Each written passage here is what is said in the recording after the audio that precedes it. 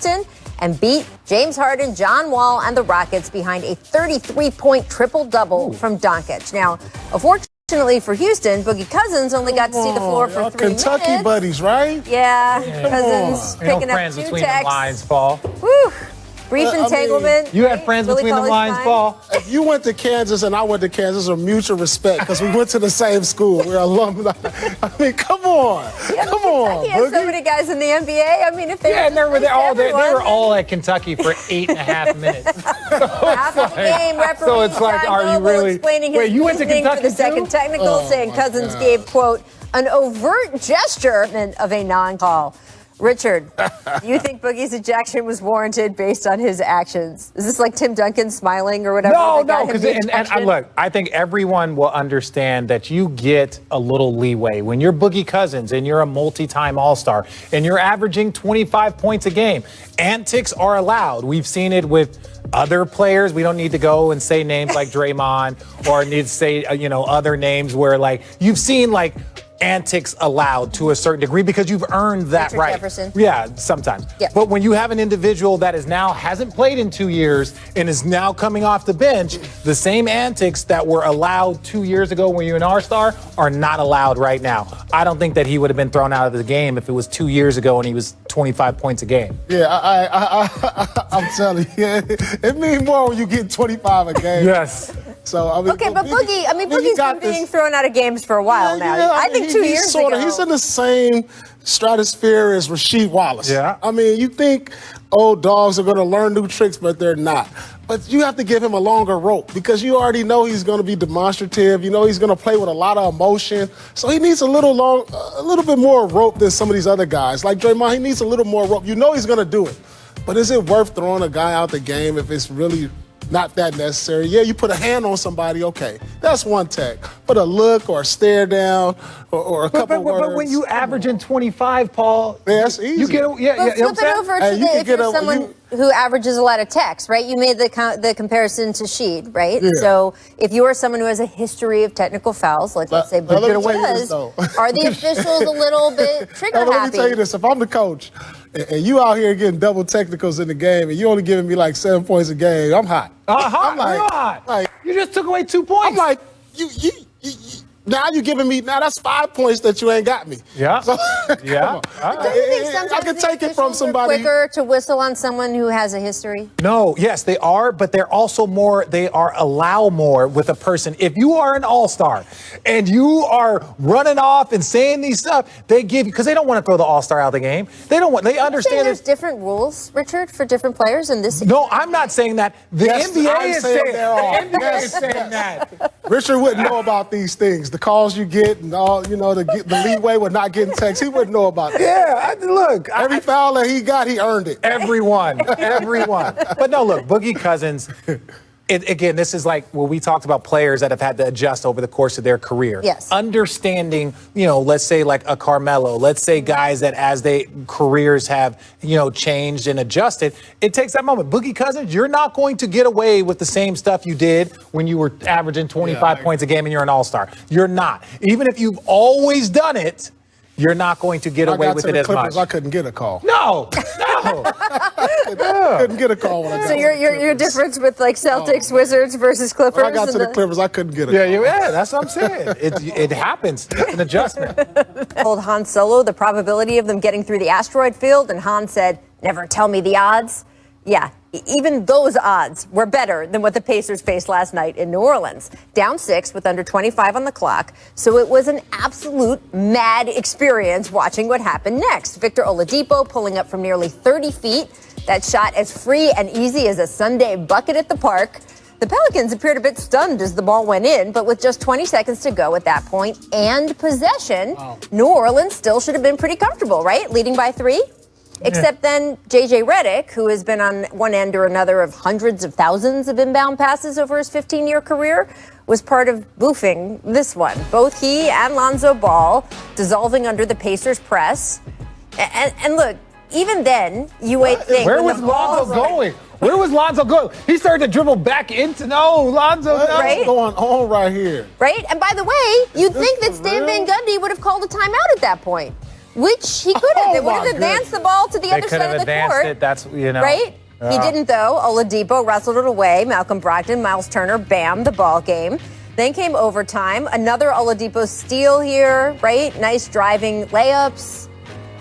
It takes everything to go wrong and everything to go Oladipo right. with another three. That's why left open from the 8,000 wing. didn't do it. This is, of course, the version of Victor that so electrified Indiana when he first arrived there, but has been much harder to come by since he suffered that horrible leg injury over 23 months ago.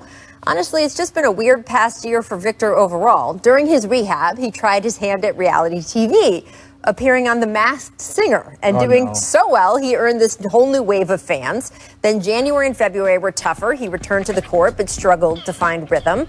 Then came the shutdown, right? Then came the bubble, which Victor first said he was opting out of, then decided to opt back in for. But the whole thing was patchy enough. The extension he was once expected to sign this past offseason never materialized. Oh, and somewhere in there, the Indianapolis Star reported that Oladipo wanted out of Indiana entirely, to the point he'd been asking opposing players to trade for him when they were on the court together. Now, Oladipo has denied that story. Well, players can't fulfill trade requests. Now that he's set to be a free agent at the end of this Not unless you're season, LeBron. there's certainly a good chance the Pacers will indeed trade him before the deadline to avoid losing him for nothing a few months later.